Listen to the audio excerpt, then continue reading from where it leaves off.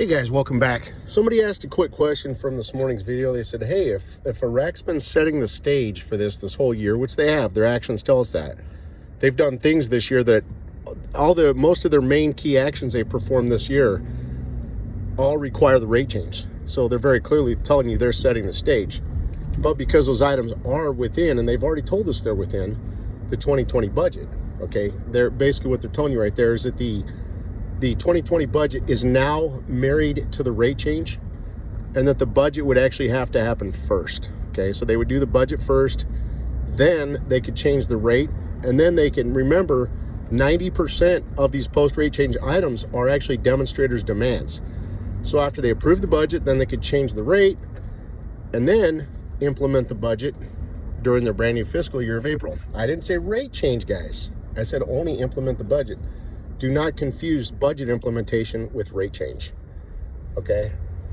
So the gentleman's question was, well, okay, if Iraq's been setting the stage this whole year, what are they waiting on and why haven't they done it? Well, first off, they, being Iraq, are not in charge of the timing of the rate change.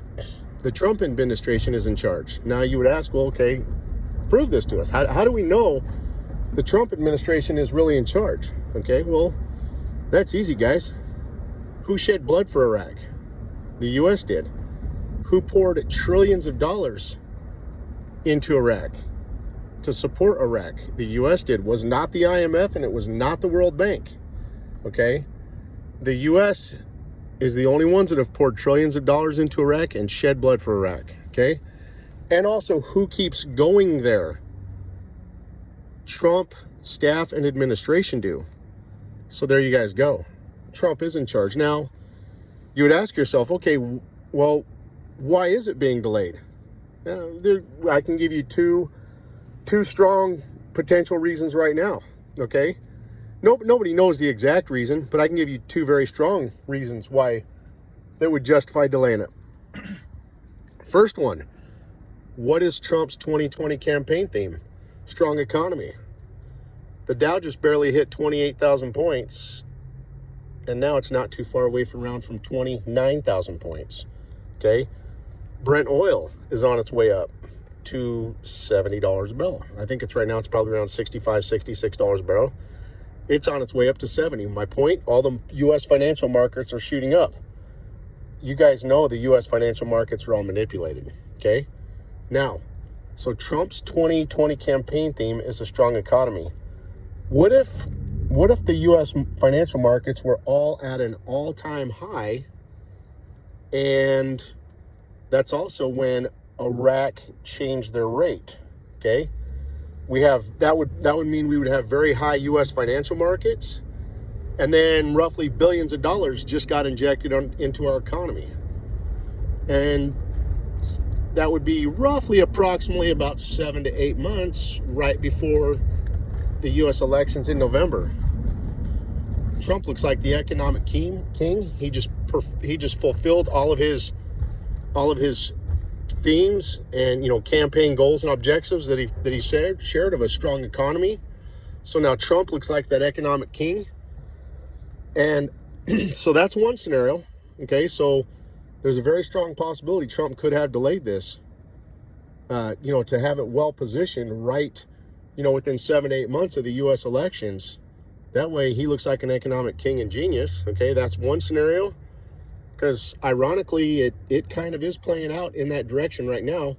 The second reason could be Iraq could have needed some time to get themselves positioned ready. Get some of the Iranian influence out of there. Okay, get some things cleaned up. They've been passing certain laws. They've been, removing the Iranian influence. So that could be a factor in this too. Okay, nobody knows exactly, guys, but those are two very solid reasons why this may have delayed. But ultimately, guys, we don't need to know the exact reason why it was delayed. Ultimately, when it's all said and done, the Trump administration has delayed this, guys, not Iraq. One of the things I've stressed to my followers since at least August is that there would be a point where Iraq would have to show you they're not in charge of this, and they would get themselves boxed and pinned into a corner. They have done that through the demonstrations. Since the beginning of the demonstrations, I've been sharing that the demonstrations would have zero impact on the timing of the rate change. And really, guys, the demonstrations so far have not impacted the rate change in one way, not at all. They've had zero impact on the rate change. The demonstrations are only for the citizens. They have nothing to do with the rate change or control the timing of the rate change. And through the demonstrations, the Iraqi government has shown you that they are boxed in a corner and that their hands are tied, and that there's absolutely right now nothing that they can do to help the demonstrators with their demands. Okay, so far all they did was they've been able to give them a little bit of money, and they've created a little bit of jobs. Those are the only two steps that they were able to put forth at this time, because all the rest of their demands ended up right up in the 2020 budget. 90% of their demands are inside the 2020 budget, waiting on the rate change. So Iraq just showed you that they themselves can't control the timing of the rate change. The timing's controlled by an outside influence with an agenda, and that Iraq's hands are very clearly tied. So there you guys go.